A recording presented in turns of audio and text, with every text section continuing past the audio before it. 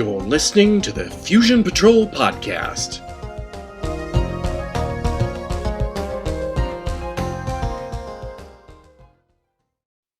Hello and welcome to episode 27 of Fusion Patrol. I'm Eugene. And I'm Ben. And tonight we're going to be talking about Sapphire Steel, the fourth adventure, sometimes known as The Man Without a Face.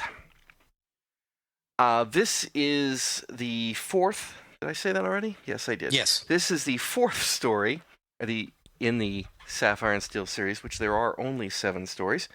And this is, coincidentally, the first one I ever saw many years ago. So this kind of... I think we had this discussion once before about what's your... kind of what defined your shape of a show. This is the episode that kind of first defined what I think Sapphire Steel looks and feels like.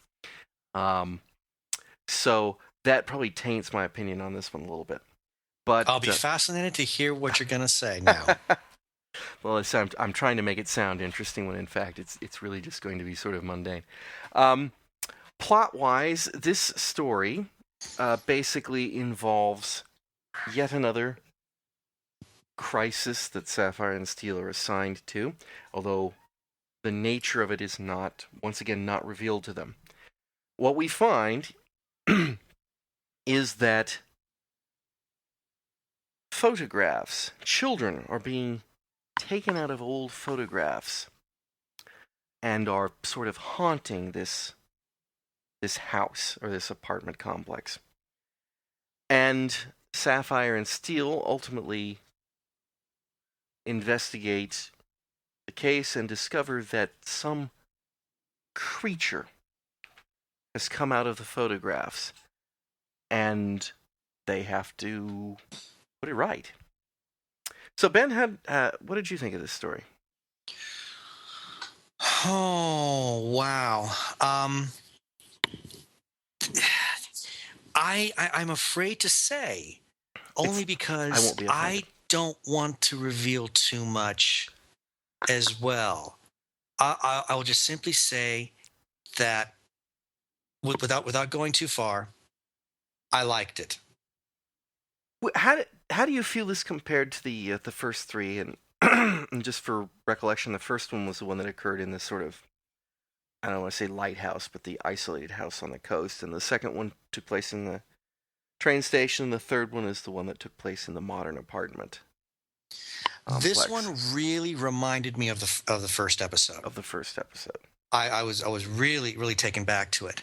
I was interested that while we really don't know too much about Sapphire and Steel, every once in a while they kind of reveal a little something.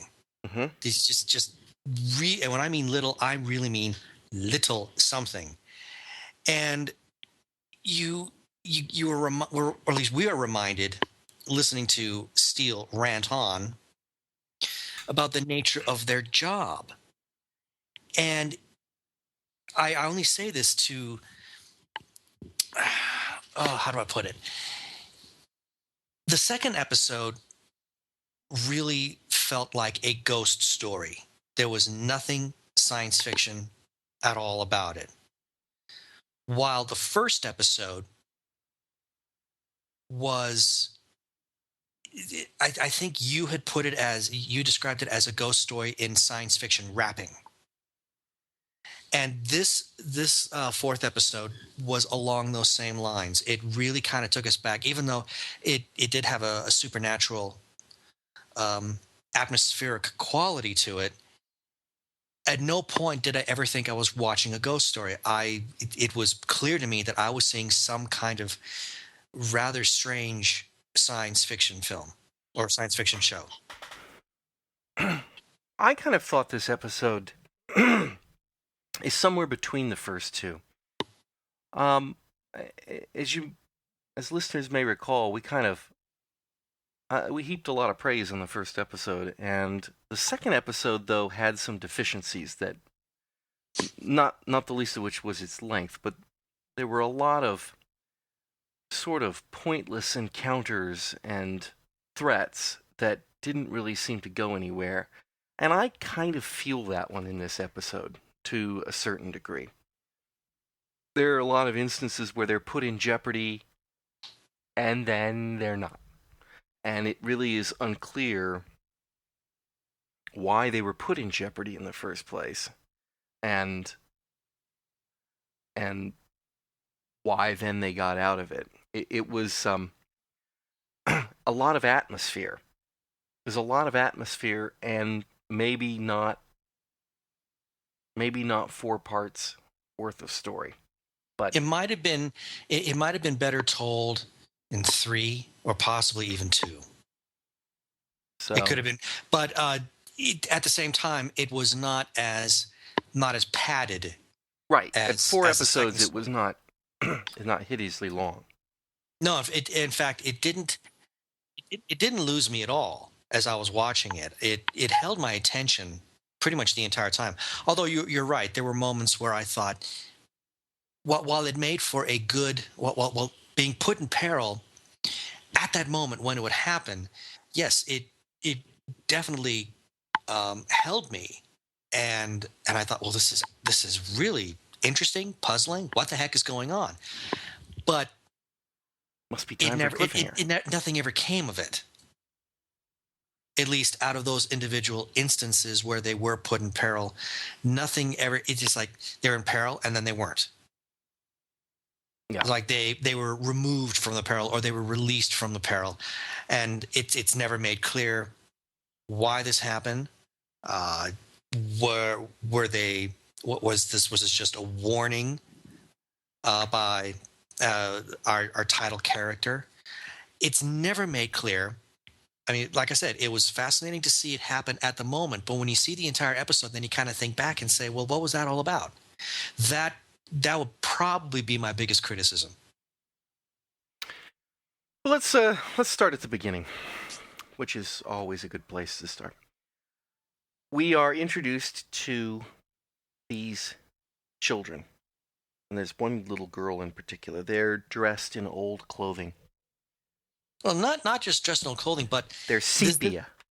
Thank you. That's one of the things that I really liked about it. I mean, as the scene opens up, we see them playing, and there's this sepia tone quality to the lighting. But it's kind of hard to tell about the background because it's such a dull, urban jungle kind of place. It's unclear whether the entire picture is sepia tone or whether it's just the children. Later on, we see it's the children. It's definitely the children. They're clearly done up in makeup and wearing sepia toned clothing. And we see one of the children taking a picture and talking to one of the others. How about these kids? Do you want to play with these kids? Showing you a picture of kids. And then in the next scene, the picture is empty and the kids are running around playing in the yard. This is when Sapphire and Steel arrive. Well, this is when the camera does a pan. And from a production standpoint, I found this to be very striking in a very positive way, because we've been having this entire sepia tone quality. Oh yeah. And then the camera does this pan, and then all of a sudden you see Sapphire, who's in blue, brilliant blue. I mean, brilliant blue, and it pops off the screen. And at this time, and you and I have commented on this in the past episodes, at this time, Joanna Lumley was quite the beautiful woman. Yes. And she very striking. It was really it got my attention, and that's a hard thing to do. And that is the first point where you realize for sure that something is amiss more with these kids. I mean, not just that they're coming out of the pictures, but the fact that their colors are so strikingly off when you see her, then you kind of... You know, something is different. Because, when the episode starts, I mean, everything's in a sepia tone.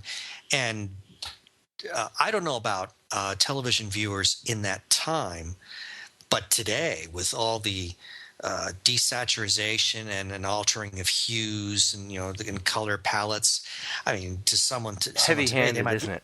Right. Yeah. It's very heavy handed in cinema today. Someone might take a look at that and just kind of dismiss it as, oh, it's just some sort of an artistic statement Yeah, I could I until you could see Sapphire. I could rant on about color correction now in modern pictures. It's so easy to do in the post-production technique.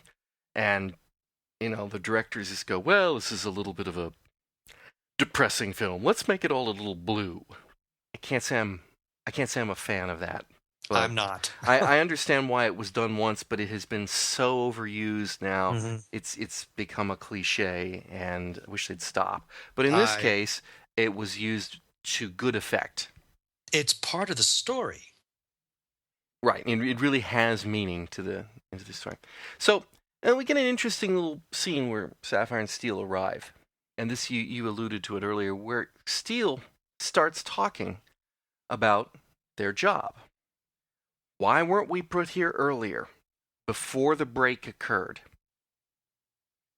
And Sapphire points out, well, would you volunteer to wait here possibly hundreds of years, waiting for the break to occur? But there's real resentment, and I think we had that in previous episodes where Steel seems to have some sort of resentment to the people who send him on these assignments, as if they're playing games with him. He really did come across as feeling somewhat unappreciated. Yes, and I thought. not to mention that, there's also that distinction between operators and specialists. And specialists. Yeah, specialists like Silver from the last episode. But apparently Sapphire and Steel are operators, and even there, Steel's like, what, aren't I a specialist? No, you're an operator. You're an What operator. If I'm not a specialist, what am I? You're an operator. Well, this operator says that there's something wrong. Yes, he's very, again, we're given some feel that something's not quite right back in wherever the heck they come from. And it's interesting that Sapphire says that they're going to put, because Steel is saying, I have somebody ought to be sitting here waiting. And she says, well, would you do it? I mean, just sit around and do nothing? And he says, well, there's a lot of our kind who just are good at just sitting around and doing nothing. So even there, he's got some chip on his shoulder, or some issues with other, we'll call them elementals for want of a better word, despite the fact that Sapphire Neither and of them Steel are are. elements, right? Maybe that's why they're specialists. They're real elements. I don't think they went that far. I think they just botched it. So what would Lead's specialty be then? Brute force? Laughing. Laughing? We see some powers that Steel has, like being able to unlock doors by just That was new. Yes, that was new, and they made a big point out of it. Sapphire told him where the tumblers were, and he just put his hand in front of the lock and kind of twisted his hand, and doors open. They hunt around looking for time break, and they're talking about it being an ordinary time break where you've got all this old stuff. There's a kind of like a second-hand store in this building, and it's all this old stuff, and it's all a room full of triggers, as Steel puts it. But none of them are. It's the photographs are really the triggers. There's photographs, old photographs all over the place.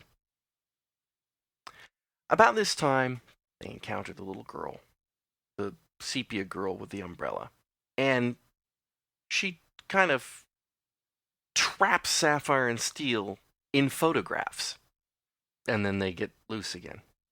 So that's one of those instances where the peril seems to come and then dissipate for no obvious reason. I have to comment on this. Yeah. Something unusual happened in the episode when I watched it. There was... The pictures in your room fell off the wall. Yeah, right. No, as I was watching the episode, there was what appeared to be, for all intents and purposes, a commercial break. or break so a break in the story, like you would if you were going to a commercial. I think And it they are. happened. Yeah, and it happens right after Sapphire, not after Steel gets trapped in a photo. We see him jumping over some kind of a counter or a bar, and next thing you know, the image slows down, and you see him caught in a photo. And I didn't realize, because the picture went to black for what would be the commercial break. I thought this was the directors or the writers or the producers, I don't know who, but I thought this was someone's clever idea of trying to set up a little mini cliffhanger in the middle of the episode that would sort of fit the theme of the entire story. I actually, as I saw it happen, I swear I didn't realize he was literally being caught in a photograph. I thought this was just some sort of artistic thing to kind of hold our attention until they came back from break. Ah, yes. Well, I think it. I mean, it is. It is a commercial break. It wasn't until it happened again that I realized, oh, that's part of the story. Okay.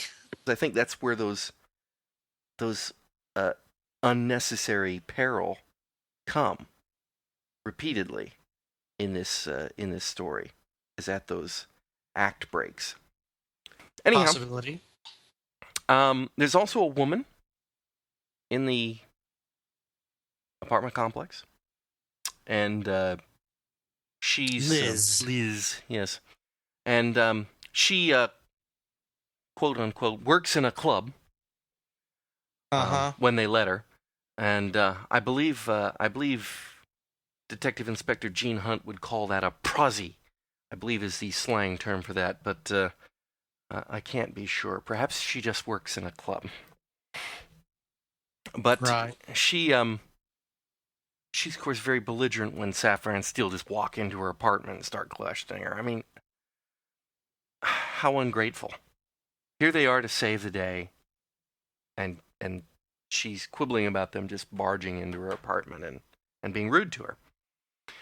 But it's an interesting thing because we see that they have another power. Both Sapphire and Steel have the ability to touch her and make her agreeable. She became really cooperative. We first see, I think it is Sapphire first. Well, yes, Sapphire. She takes like a sweater or something after Sapphire freezes her in place. Mm-hmm. Somehow stops time with her or something, or just stops time just in that immediate vicinity around her, and then just puts a sweater on her, and she is really cooperative, and her whole speech pattern even changes. Yes, In fact, she almost mimics Joanna Lumley. She almost looks sort of under the influence. She gets kind of all smiley and like, sort of. Well, like she's been given a big dose of morphine or something. But yeah. She was very cooperative for a while, for a time. And the part that amazes me is that after she starts getting a little belligerent again, Steel reaches over and puts his hands on her shoulders, and she goes right back into it. Which that was a new one. Yeah, I mean, who knew he had people skills? Yeah. But what we find out is that the proprietor of this establishment and Liz's roommate are missing and have been for months, and they've been replaced by this guy. And when asked to remember what he looks like, she can't. She cannot remember what he looks like. She says, it's funny, I've talked to him many times and over the last few months, and I cannot tell you what he looks like. And of course, at that point, he comes home, and the children are all like, there are people here. And then we cut, and we see this guy's face, and he has no face. Hence the name. The man with it. It's not the best makeup job for no face, because it does cause his head to stick out about an extra 8 inches from where it should be. Yes, but I would say that even though it was the hulkiest of effects, I was still able to allow myself to get sort of drawn into the episode. And I will admit, I thought, dramatically speaking, it was a very creepy moment when the camera, because you hear his voice as he's talking to them, and he says, he always referred to them as his children. My children. Everything is fine. You have there's nothing to worry about. And the entire time, I kept getting the feeling that there's something seriously wrong with this man. I mean, there's something very menacing about him. And then the camera does this pan up towards his head, and then he turns around, and he's got this big plastic thing. The actor has this big plastic thing over his head to hide there's no face. No pun intended. But face on, it looks okay. It's just when they catch him in profile, it really looks. They should in profile, it looked awful. They should never put him in profile. And considering how good they were with their cinematography, I'm surprised that they didn't work harder at hiding that profile. But at least the first time we see him, face on, so to speak, there is no face. And it's a straight on view of where his face should be, and it was a very, for me, it was a very creepy effect. So I was able to suspend disbelief from that moment on, even though, as you pointed out, there were moments where I thought, ooh, that just doesn't look right. Okay, so a vast portion of the episode now follows where Sapphire and Steel are trying to figure out what this thing is. This thing's trying to cause them some problems. We don't need to go into each and every scenario, but there are a couple things that I thought were interesting. One was we have a scene where it's very clear, once again, that Steel does not have a good grasp of what Sapphire's powers are. That she is a bit of a mystery to him with regards to what she can do. You kind of get the feeling, the way they work together, that they're this team that they've been together for a long time. And yet almost it's as if they only come together when they're dropped down on these assignments. It's an interesting portrayal. And we also see at one point that Sapphire tries to take time back so that they can see what this guy looked like. Because once again, as they were in that second episode, Steel has this obsession. He has to see what it is.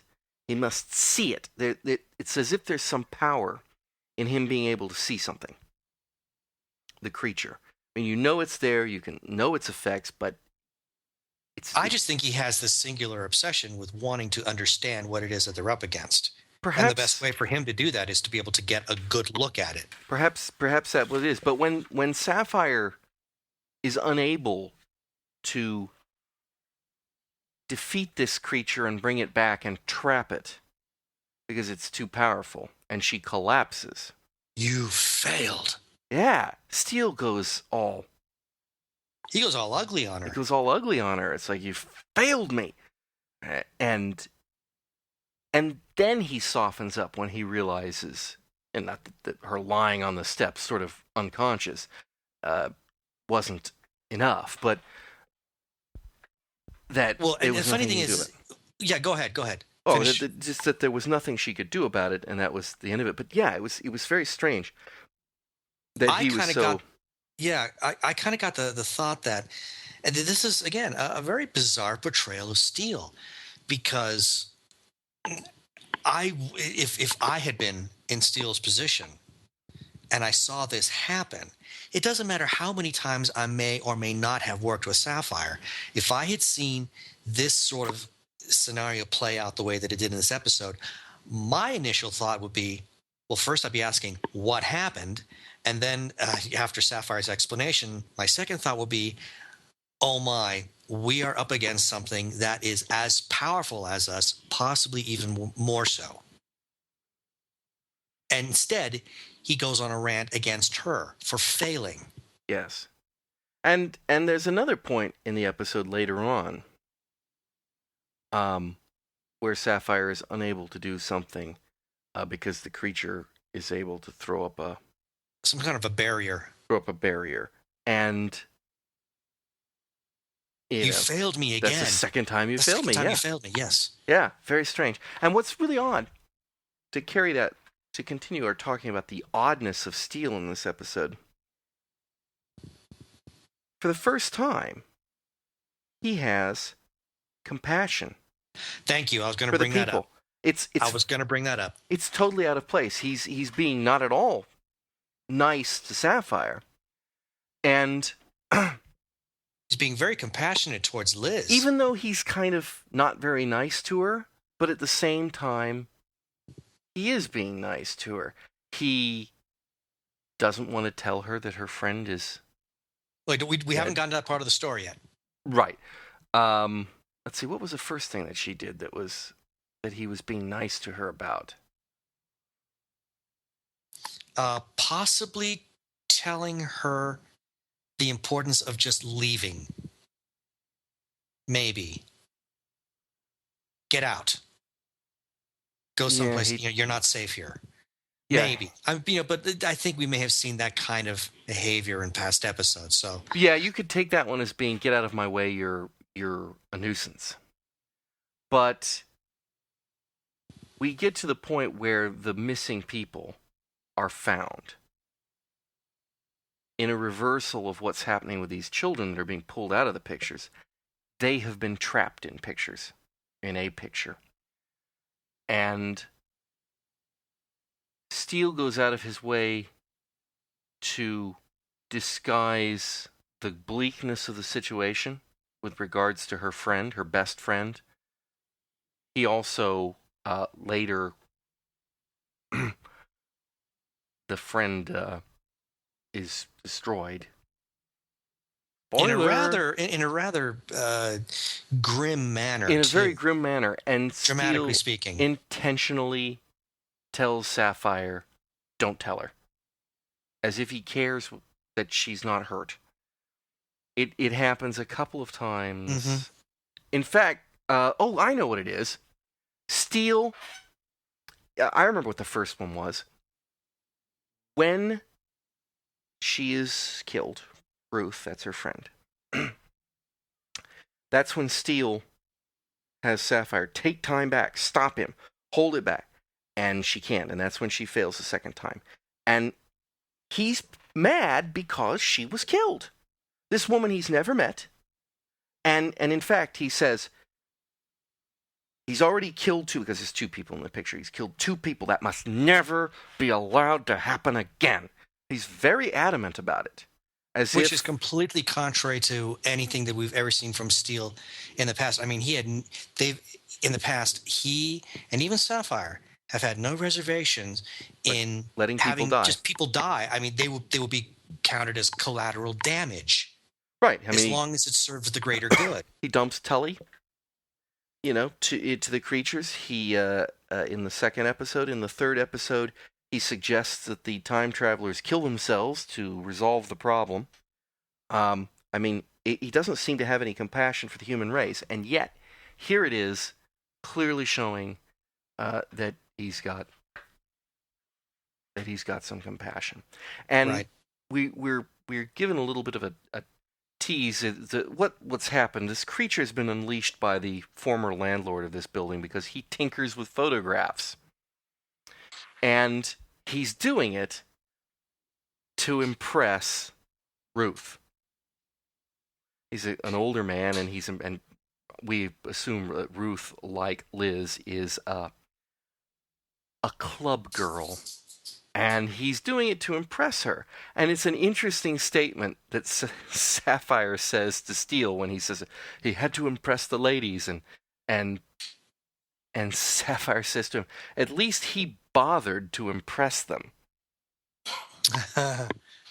Yes, a rather pointed remark, you think? It was, yes. It was a rather pointed remark. It's as if, I don't know if it's, you take me for granted, or there's an implication that there is something there between them, but that Steele just never makes the effort, or I don't know. I'm not sure what they're going for in that one, but it was interesting. Like I said, this episode is more interesting from its little glimmers that we get of Sapphire and Steel.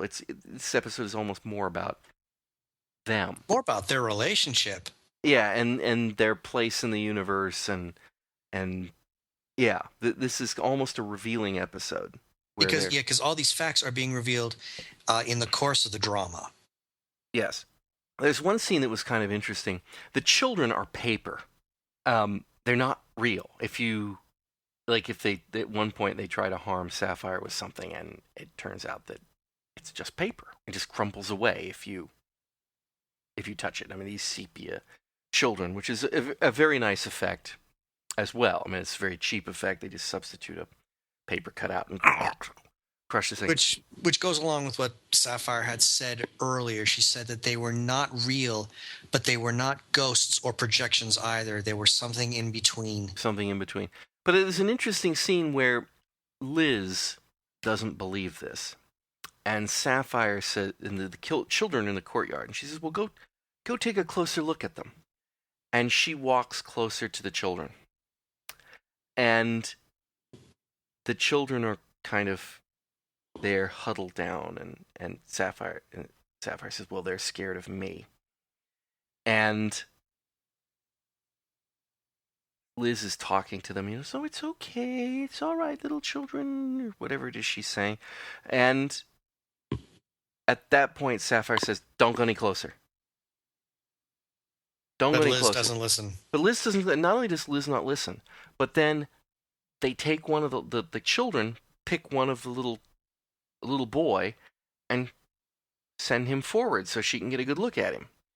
And the little paper boy is crying. He's got a tear coming down his eye. But he goes. They say, go ahead. And so he steps forward like, I guess I have to do this. And he's got the little tear in his eye. And she reaches out to give him a hug. And, of course, he just crumples into nothing. And that was a kind of a touching scene. I mean, it's like the kid knew he was going to die. And that he was just going out so she could kill him. To demonstrate the point. It was odd. Mm-hmm. And it's unclear whether Sapphire was trying to stop her from hurting the boy, in the air quotes that you can't see here, but air quote, boy, air quote, or because she didn't want Liz to be upset, or for some other reason, like they were gonna. I thought that she thought that possibly Liz could be harmed, in but danger. Yeah. Again, Liz didn't appear to be in the slightest bit of danger. But then Sapphire maybe she simply thought, well, I mean, they put Steel in a picture earlier. They might do the same thing to her Twice. So yeah. So, I mean, it's never made clear as to why she does do that. That was just simply my assumption that she was simply looking after Liz's welfare. But again, it is not made clear. It's not made clear. So, let's talk a little bit about the villain of the piece. The faceless one, I call him. The faceless one, which is an interesting that he can take the form of any face that's in any photograph that has ever existed. And he can hop into any photograph. Photo. In fact, according to them, he is in every photo. Every photo that has ever been taken, he is always turned away from the camera, behind something so that you can't see him in the picture. Which, what about this picture? There's just two people facing the camera. Could be behind the wall inside the building that we can see over there. But he's in every photo. He was some sort of thing that got trapped in the first photograph and is now permanently instilled in all photographs everywhere. And unfortunately, the landlord came up with a way and released him, drew him forward and made him manifest and real. A rather odd way that was described. Oh, yeah. Well, the whole thing's odd. And the funny thing is like, all right, is this a time break? Does this count as a time break? Because that's what it felt like when they were arriving, that they were investigating just an ordinary time break. But then after they started going through it, we have this creature that I haven't really figured out what the creature is doing either. I mean, No, what it's is not the made threat? clear. Yeah, it's very, very peculiar what exactly he's doing. We get the sense that obviously he's not supposed to be there. And I kind of got the feeling that, yes, that was a time break because I didn't write the dialogue down as I was watching the episode, but there was something to the effect of that the proprietor, whose name was Miller, if I remember right, through the use of mirrors, sort of kind of trapped him inside inside of a mirror, like a kaleidoscope, and then disassembled it and let him out. Oh, it's terrible gobbledygook. I mean, it really is not. I guess you could call it a clever way to make something up, but at the same time, it's terrible gobbledygook. It really was just unbelievably vague. He took pictures of old things and new things, and he put them together. And as Steele points out, when will they ever learn? Learn about mixing he never the old mixed the old and the new. Never mixed the old and the new. And then he put some sort of a light show on, which passed that through a kaleidoscope. Just to impress Ruth. Just to impress Ruth. And by putting this old and new mashup all together, and then taking a picture of it and capturing on film.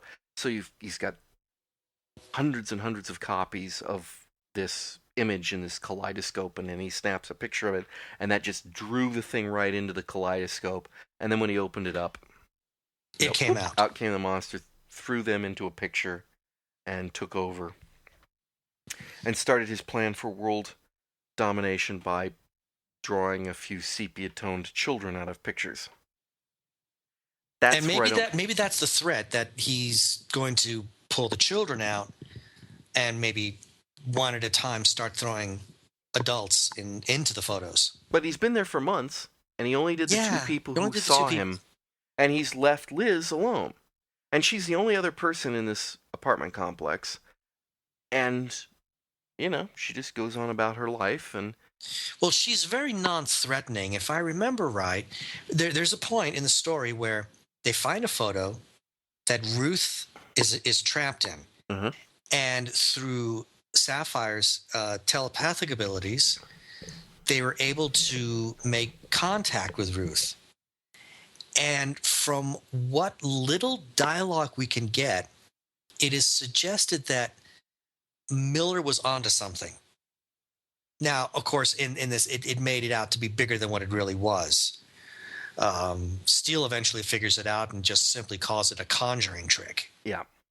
But in the course of the dialogue, still, we're at least led to believe that Miller was onto something, and he had told Ruth, or was about to tell Ruth, what it was, and that might be why they got placed in the photos, because the man, our faceless one, viewed them possibly as a threat. If they know where he comes from, then perhaps they might try to put him back.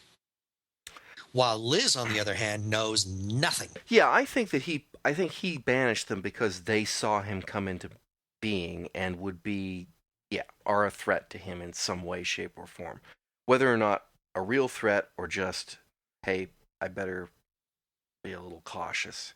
They're the only two people in the world who know where I came from, kind of thing. So I don't, I don't know. But I mean, I think as creatures go, he's relatively non-threatening until, except in his dialogue.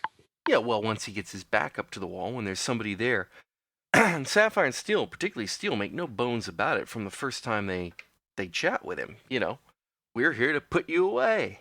That's intractable. Yeah, that's about as intractable position as you can get. So, I can understand why the creature must take an adversarial role to them.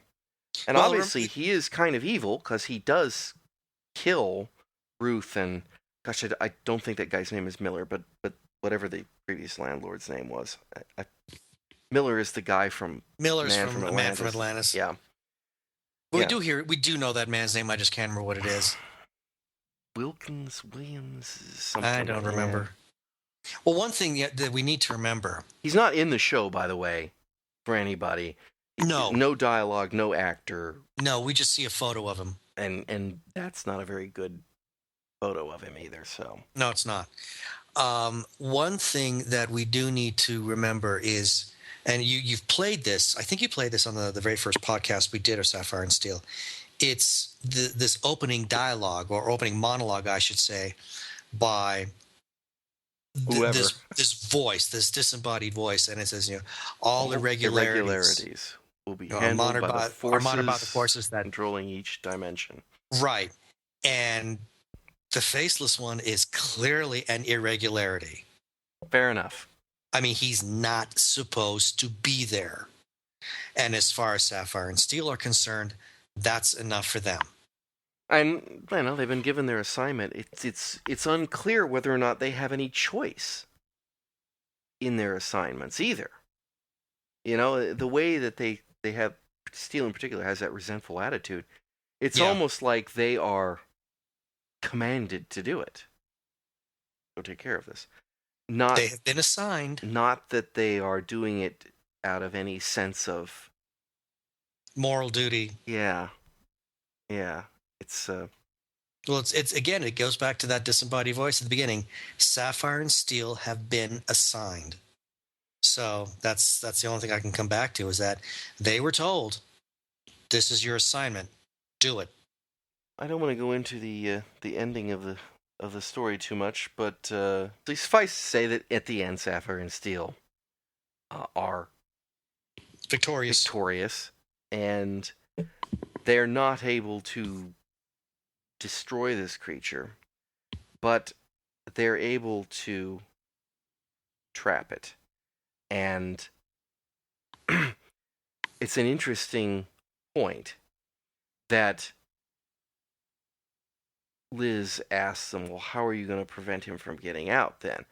And Sapphire says, in 12 minutes, 9 seconds, a ship is about to sink in the Antarctic, and it will remain frozen in a block of ice for the next 75 years. This, and indicating the trap, will be on it. So it's interesting that Sapphire knows what's going to happen. It's a matter of record that this ship will sink in 12 minutes and 9 seconds. And it's a matter of record that it will be there for 75 years. That, I think, is our first instance where they have knowledge of the future. Well, yeah, I suppose when it comes to something of that quality. I mean, we did see something, if memory serves. I mean, she was able to do that with Tully. She was able to predict how long he was going to live. How long he was supposed to live. But then it turned out to be wrong. Well, that's a whole different subject. I mean, that's completely subject to some kind of debate. But when the people came from the future, they knew nothing about them. In the third episode, they knew nothing about the future, and they even made point of it that that's their future. So that was the first time we kind of felt like maybe Sapphire and Steel are in some way contemporary, even if they're different. But here, a very clear prediction that that thing will be there for 75 years, and they will be there in 75 years to take it somewhere else. Which now we get into this little timey-wimey thing. Okay. And maybe there's nothing to it, but this little bit kind of nagged at me. Here you've got Sapphire who's saying it's going to be trapped there for 75 years, and Liz asks, and then what? And Sapphire and Steel say, well, we'll be waiting. Okay. If there'll always be another ship wreck, yeah. If you know that at this point he's going to get out, why didn't you know at this point earlier in the story that he was going to get out? Well, now I figured that they didn't mean that they would be waiting to trap him again. I thought they meant they'd be waiting to take the trap out of the block of ice and move it somewhere else. That in I other didn't words, get they're that. just that's when his parole comes up, and we'll just transfer him to another prison. I didn't get that. I kind of got the feeling that maybe they thought they would have a better means to be able to deal with him. I mean, that's what I walked away with it. He did say That, there'll always be ships sinking or something like that, and to imply that they're going to just put him on another ship. And then Steel leaves with one last thing to Liz, because the creature threatens Liz when it's trapped.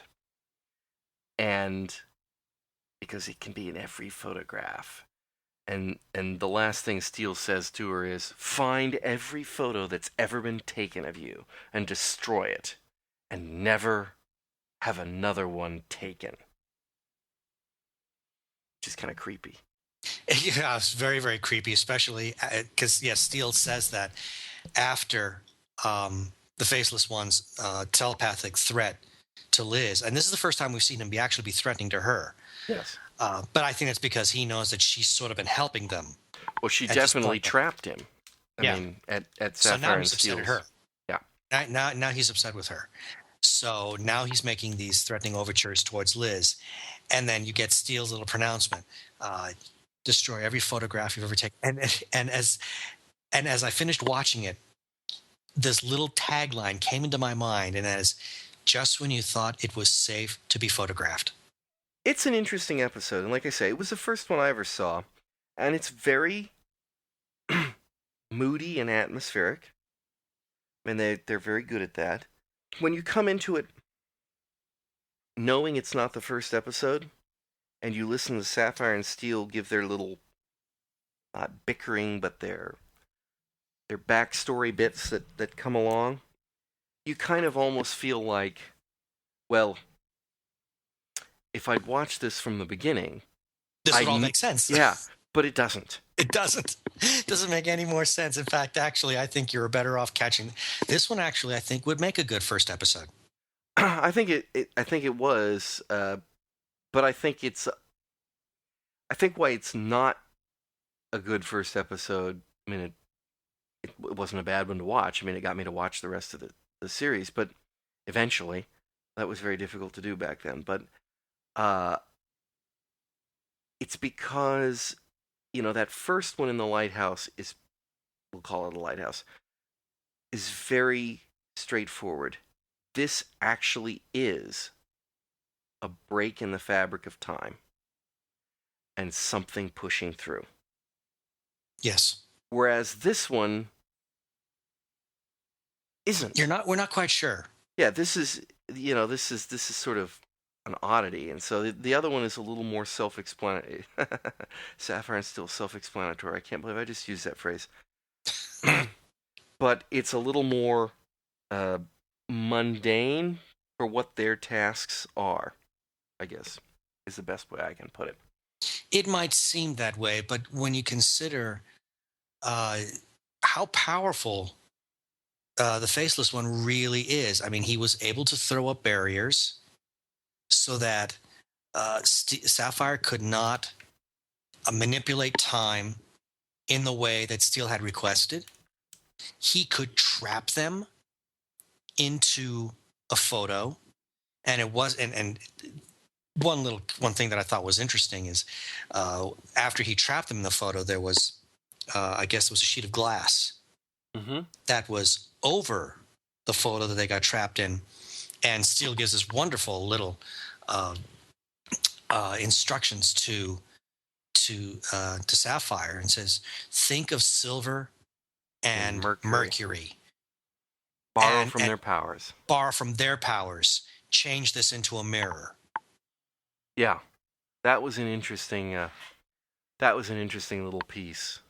But again, we still get this sense that Faceless One is really very powerful. So while the threat may seem on the surface as being a mundane one because it's not one of these forces that is puncturing through time, at the end of the day, he's, it's not as mundane as we thought. I mean, he is quite a formidable threat. Just that he's not threatening anyone.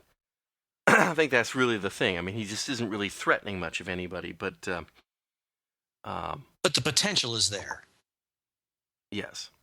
So, have we got any other thoughts on this episode of? No, Sapphire Steel? I've got just final Yeah. little bit something. Whenever. Go ahead. One of the things that I've always noticed about this show is that Sapphire and Steel, due to the nature of their stories, it's very different than, say, Man from Atlantis or Starlost or UFO. Yeah. Those shows are very, very easy to analyze. Sapphire and Steel, from a very linear standpoint, is very difficult to do so. It sort of defies proper analysis because it does work with a lot of ambiguity. Even in the Lighthouse story, which was more concise than this one, it still had its ambiguous elements to it.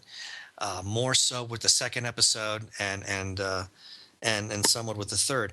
So it's a very hard show to really give a proper analysis in terms of the story content itself. I mean, we can really poke a lot about some of its production merits, and I think that Sapphire and Steel, for the paper thin budget that they worked with, I think has got some rather admirable production qualities to it. I think we're only we are only assuming that they had a paper thin budget, but I think that's a safe assumption. I think it's a very, very safe assumption. This was a show that, or this particular story did a very, very good, very good attempt at creating something that was very atmospheric. While it was a rather bizarre story to try and follow, I at no point had any difficulty remaining engaged into the story. It held my attention the entire time. Yeah, there were some moments that I thought, "What? Who is he?" Let me ask you a question. I'm floating this out there for discussion. This story, as I think we described, does not have a lot of linear plot. I think I'm It's kind of thin. And it's a series of events, situations, crises, discoveries, kind of strung together, leading you along the way. And as you say, it's a little bit difficult to analyze. So here's my question for you. Last week we were talking about Man from Atlantis 3, which is 2 hours of not much plot and stringing together a series of bits of this and that and knickknacks and whatnot, and yet that's tripe and this isn't. Wherein lies the difference? I mean, are we projecting upon this show some greatness that isn't there, and that we're just, going, "Oh, I'm all self-important and intellectual, and we'll talk about this," or is there some substantive difference that we could put a finger on and point to and say, this is why this is so much superior to some other show that's similarly disjointed but awful? Well, in the case of especially Man from Atlantis, one of the things that really made that a very, very bad episode, as opposed to this one of Sapphire and Steel, is personality portrayal.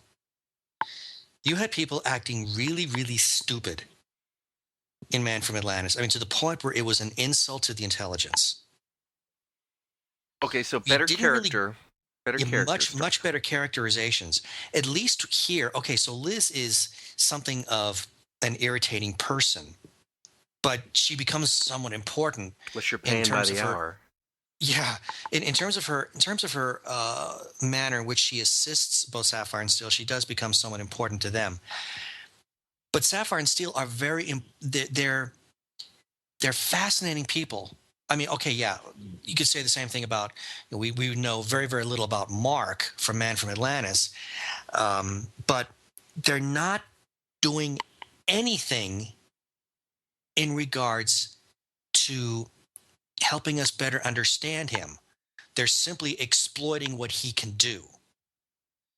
In Sapphire and Steel, I didn't get that feeling that the writers were trying to exploit what they could do. In fact, you could say that they were um, blocking them in that by having the faceless one constantly put up these barriers and create these really almost insurmountable challenges to Sapphire and Steel. So their abilities really weren't being all that exploited at all. And at the same time, through the course of dialogue, we're being fed the tiniest of breadcrumbs. Still breadcrumbs, which gives us more of a slightly more insight as to who these people are, where they come from. I mean, they know where they come from. They come from somewhere. We know nothing about where Mark comes from except that it's the ocean. He doesn't know where he comes from except that it's the ocean. And that's it. The writers are going to, for that show, they're going to leave it at that. That I find to be insulting. With Sapphire and Steel, they're not doing that. They have presented us with these two very mysterious characters who know who they are. And over the course of these episodes that we've seen so far, we've gotten these little tiny bits of information. Will we ever get all of it? Well, from what I read on Wikipedia, no, we don't. That's what you get for reading ahead, isn't it? Well, I did that only because Keith and I were watching the first one, and we were like, what the heck is going on here? It was just so confusing at points. We just didn't understand what was happening. So I cheated. So anyway, I didn't have an answer to that question. It wasn't rhetorical. I was just I was putting it out there to see what you said. But I do have one observation, and it actually it's your observation. You were making it as I was formulating the question, and I thought, well, I'll ask it I'll ask the question anyway. But there is one thing that you said, and that was that as you were watching this episode, it drew you in, and you found it compelling to watch. Yes, and definitely the episode we just did of Man from Atlantis didn't. In fact, it pushes you away. Well, when you have people acting like zombies or acting like loons in a hotel. Well, they do something stupid. Yeah. They do something so diametrically off or so ridiculous or so wrong, it pushes you back. It breaks the illusion. You. Yeah. It does. And this, even though it's gobbledygook, I mean, for crying out loud, a kaleidoscope, some film, and jamming two pictures together is absolute complete nonsense, and as an explanation for creating a monster. But they do it in such a way that you, all right, fine, I'll buy it. The big lie. Well, I think one of the things that really sets this show apart is it's really character driven. Heavily character driven. I mean, the plot, whatever it may be, is always sort of secondary to who these people are, most notably Sapphire and Steel. And by keeping them forever a mystery to us is actually serves as something of an advantage to the writer, because we know nothing about them. The writer is in a very crafty way, throwing out these little bits, and they don't have to make sense. As we pointed out earlier, Steele's behavior in this episode runs totally counter to everything that we've seen in the first three stories so far. And yet, superficially, he's exactly the same. Right. And yet, because all we've had are these just little bits of information given to us, we still latch on to anything that we can get. I mean, it's like the writers are throwing out a line, and we're the fish, and we're biting. Okay, and I'm gonna just interject there. Writer. So far, every episode we've seen has been written entirely by P.J. Hammond. So he's the sole writer on this. He's the sole writer on this. Of the 7 episodes, he did 6 of them. Number Number 6 was written by others. Doctor Who writers, as I recall. And then he's back for number 7. So the next one will be the only one not written by him. This will be the first time we get a chance to see somebody else's take. The next one? Yes. The next one's number 5. You said I'm sorry, there's one. 6 episodes. Oh, there's six 6 episodes of Sapphire and Steel, I'm sorry. He wrote 5 of the 6. Ah. The number 5 is written by 2 other writers, as I recall. And then, I think it's 2 writers. And then the last one is back to P.J. Hammond. So we only get one opportunity to see what other writers would do with those characters. I'll be fascinated to see that one when we get to it. And it's different. It's different yet again. Well, each one has been something of a departure. I mean, only this one I thought felt more like the first one. Mm-hmm. I think that's the first and second. Yeah, I mean they place moody atmosphere stuff happening. But this one didn't feel it felt less of a ghost story. I mean, the second one was it was a classic haunting. Yeah. This one was not. Yeah. There was a definite explanation. As bizarre and as nonsensical as it was, there was an explanation. This is some kind of psychic entity, force, whatever you want to call it, that has broken through into our reality. And he normally resides in photos. So, as you pointed out, I mean, it's gobbledygook. But we're given some kind of tangible fact instead of supernatural mumbo-jumbo. And for that reason, I felt this one it felt more like a return to The Lighthouse. Because it was 4 parts, the storytelling was tighter. There wasn't as much padding, but I say as much padding. There was some unnecessary stuff. The consistently being, as we said, constantly being trapped in photos. While it was interesting to see it happen the first time, or the first 2 times, I should say, while it was interesting to see it happen at that moment, there was no consequence. So by the time you get to the end, or by the time Sapphire and Steel really are in a threat, when they're both trapped in the same photo towards the very end before they call upon the powers of Silver and Mercury. I call upon the powers of Silver and Mercury. Wait, that's Thundar. Wonder Twin powers unite. There we go.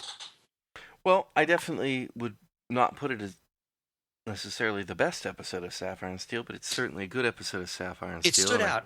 It was my favorite since The Lighthouse. The Lighthouse I think, to this point, is still my favorite episode. But I like this one. This one comes in right after that. So it's 2 thumbs up, I think, from us in the old movie review vernacular. Mm-hmm.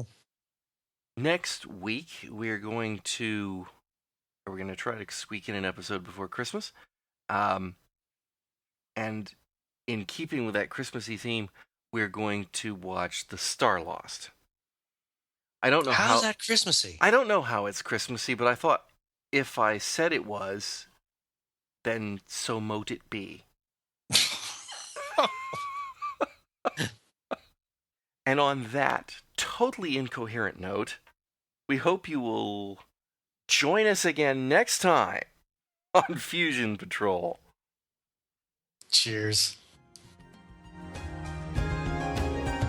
You've been listening to the Fusion Patrol podcast. We'd love to hear from you. You can reach us at feedback@fusionpatrol.com, or you can follow us on Twitter at twitter.com/fusionpatrol, or look for us on Facebook. Fusion Patrol is a production of Lone Locust Productions. Our theme music is Fight the Future by Amberwolf.